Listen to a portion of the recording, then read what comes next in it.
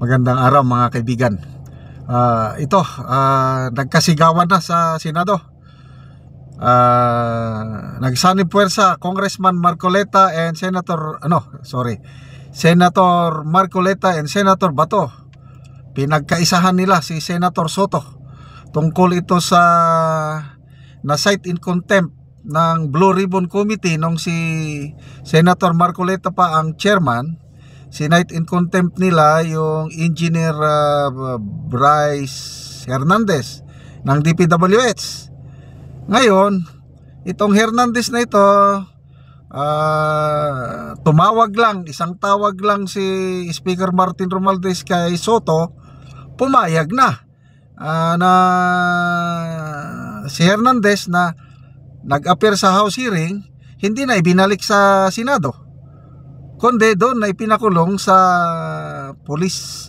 Basta Quezon City Police District. Galit na galit si Senator Bato at sa Senator Marcoleta.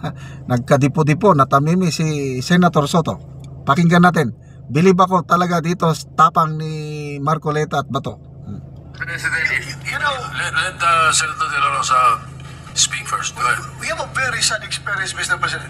Because if the reason why the Speaker requested for Bryce Hernandez to be detained not in the Senate because for fear of being influenced by anybody or any member of the Senate. Alam mo, Mr. President, Colonel Grijaldo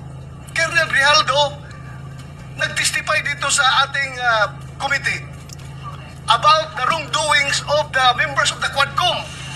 Nagsumbong siya dito, Mr. President, and after he read his statement, sabi niya sa amin, "Sir, can I be protected by the Senate? Dahil alam ko, pinag-initan ako ngayon ng House." So, I share the information to the committee and even to the leadership of the Senate. But the following day, or the days after, he was required to appear before the Quadcom and he was cited in contempt. Na siya na contempt, kinulong siya doon. At nang kinulong siya doon, look what happened. Pinubombard siya doon, pinuputahan siya doon at siya sabihan na huwag yung gusto namin na mangyari, gawin mo na para makalabas ka na dito sa kulungan. Hindi nag-give in si Colonel Grijaldo. Kinulong siya hanggang natapos ang 19th Congress. So, Mr. President, sila ay takot sa kanilang ginagawa mismo. Hindi po yan gagawa ng Senado na mag-impluensya ng resource person. Never pa nangyari yan na mayroong pumunta doon sa baba, tinakot yung nakakulong cited in contempt na resource person. Gawain nila yan sa House of Representatives. Yun. Ginawa nila kay Colonel Grijaldo. Kaya huwag tayong basta-basta bumigay sa kanila dahil we should be independent from them, Mr. President. Hindi natin sila dapat sundin kung anong kagustuhan nila. We have to stand on our own. Thank you, Mr. President. Mr. President, yes, Senator Marcoleta. Noong pong September 8, 2025, ako pa rin po ang chairman ng Blue Ribbon Committee. Ang Blue Ribbon Committee po ang nag-approve ng legal and physical custody nung ma-cite in contempt si Bryce Hernandez. Nung makiusap po ang Speaker ng House of Representatives sa inyo, di po ba dapat nakonsulta naman ang chairman ng Blue Ribbon Committee? Dahil kami po, ginawa namin yun through the collective wisdom of the committee. Hindi po namin gawa-gawa yun. Kaya lang namin siya sinite in contempt sapagkat halos ipamukha na namin sa kanya ang mga datos. Ibinigay ko na sa kanya ang lahat ng ipinanalo at ipinatalo niya sa kasino. Pati yung ginagamit niyang dalawang ID na galing sa LTO, ayaw pa niyang aminin. Ganun po yung nangyari. Gusto lamang namin siyang turuan ng leksyon para sa ganun kahit papano baka maisip niya na dapat sana mapahiya na siya sa sarili niya kung meron pa siyang kahihiyan. Dapat naman sana nung siya mag-request ngayon sa House of Representatives, hindi po sa kanya dapat manggaling ang request kung saan siya magko-custody.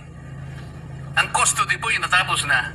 Nagsalita na po ang Blue Ribbon Committee. Bakit po hindi man lang nakonsulta ang Blue Ribbon Committee? Bakit kailangan po ang House of Representatives Speaker ang mananaig sa kanyang request? Yan. Palabisan na po ba ang Blue Ribbon Committee noong araw na yun, Mr. President? May I be clarified on what date that transpired? Yesterday or September 8 po. Monday? Yes, Mr. President. Majority Leader. Monday was the hearing here in the Senate. Monday he was cited in contempt. But the hearing in the House was on Tuesday, September 9. Yes, no, And that's, Tuesday. So in the evening, when yesterday, no. So in the evening, when the speaker called me, Senator Marcoleta was no longer chairman of the Blue Ribbon. No more because we had already elected It was already Senator Lacson. Lacson, yes. Ibig ba sabihin po, Mr. President, nawawala ng visa yung ginawa namin? Yung! He's Ganun still, po pala. he's still in legal custody. Dapat po, igagalang po kung ano yung aming iniwan. Yes, Doon tayo magsisimula. Ang iniwan ninyo, Yeah. cited in contempt. Hindi po.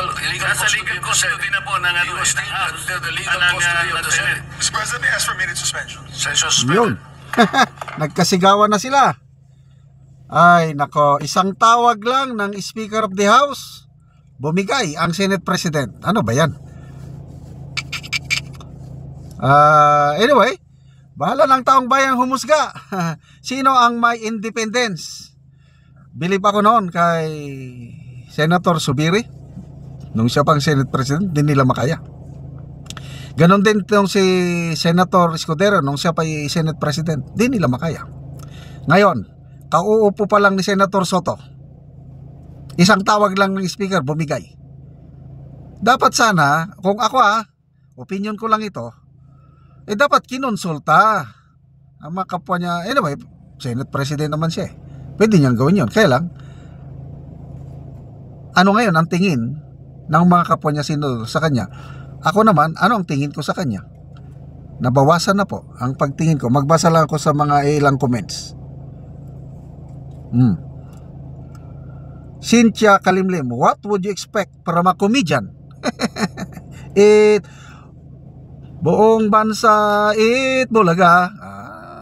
Ganyan talaga. Okay, salamat mga kaibigan sa inyong pagsubaybay sa ating channel.